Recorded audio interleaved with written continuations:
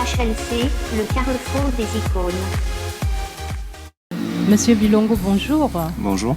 Je rappelle, vous êtes le coordonnateur de Union Congo. Union Congo, qui à est une Pointe-Noire. Union Congo à Pointe-Noire, Ouais. qui est une association des Voilà. promoteurs, des producteurs locaux. Pouvez-vous Ça. nous en dire un peu plus sur cette association?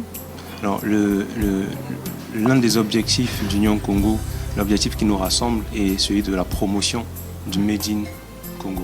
C'est-à-dire de mettre en avant la production Oui. des petites entreprises ou des artisans congolais. Mhm. Parce qu'au sein du réseau, nous sommes convaincus que ces artisans font un travail de qualité Oui. et que c'était dommage qu'ils restent dans leur coin par défaut de communication. Oui.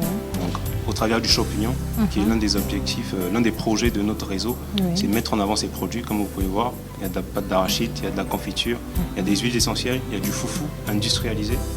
C'est l'ensemble de ces produits que nous avons essayés au sein du réseau, que nous avons validés et que nous proposons, que nous encourageons la population congolaise à adopter également. Mais à part ça, le Union Congo, c'est également servir d'intermédiaire entre les gouvernants Oui. et ces très petites entreprises. Que généralement, cela est parti du constat que nos autorités, malheureusement, s'intéressent plus aux problématiques des grandes entreprises. Les petites entreprises et les moyennes entreprises avaient ce problème de communication, d'entrer en relation avec nos gouvernants. Et au niveau de l'Union Congo, on se propose d'être leur porte-parole. D'accord. Cela s'est traduit par plusieurs actions. On a eu l'an dernier, par exemple, à faire valider dans la loi de finances le statut d'entrepreneur, qui est un statut qui permet à ces entrepreneurs qui n'ont pas toujours les moyens d'entrer dans le secteur formel d'y faire un pas à moindre coût ou carrément gratuitement. Parce que la loi de finances dit clairement que le statut d'entrepreneur est gratuit. C'est-à-dire que l'entrepreneur qui veut se lancer dans les affaires, mais qui n'a pas encore le moyen de se déclarer en établissement ou en société à responsabilité limitée, peut se déclarer entrepreneur. Il ne dépensera rien, mais il sera déjà intégré dans le système formel. Donc ça, c'est l'un des combats que nous avons eu à mener à l'Union et que nous avons remporté.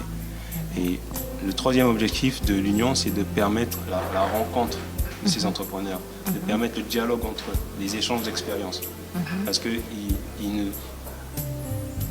n'est pas bien que ces entrepreneurs restent dans leur coin à développer leurs produits.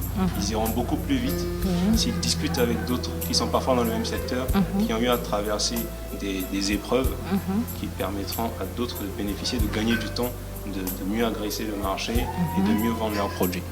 De partager un peu l'expérience entre Exactement, exactement. Et Donc voilà un peu les trois objectifs de notre réseau.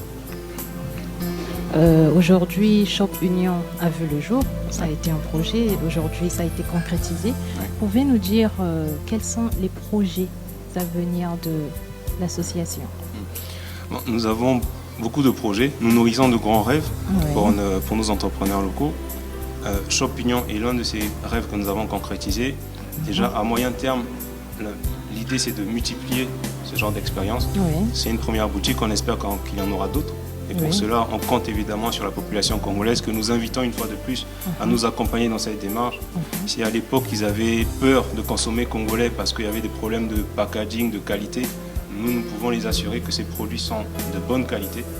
Ces produits sont bien emballés, ils ont une très grande présentation, comme vous avez pu le constater. Donc aujourd'hui, il n'y a plus de raison d'hésiter à consommer local. Ensuite, nous sommes dans un contexte avec les fermetures de frontières, le coronavirus, qui fait que, on le voit dans les autres pays, la production locale a pris un essor. Donc il n'y a pas de raison que le Congo échappe à cela. Donc nous invitons vraiment la population à nous accompagner dans cette démarche, à mettre en avant, à consommer les produits des producteurs locaux. Ça, c'est donc ce projet, le projet Shop Union, qu'on veut multiplier. Mais parallèlement à ça, nous avons le salon du Made in Congo. Ça, c'est plus ponctuel. C'est toujours promouvoir les produits congolais, mais ponctuellement dans un grand marché de la ville.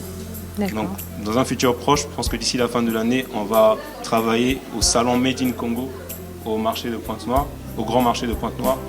Et pourquoi pas dans les années prochaines à Brazzaville, à Tolizy, à Ouesso, etc. pour toujours mieux faire connaître les produits congolais.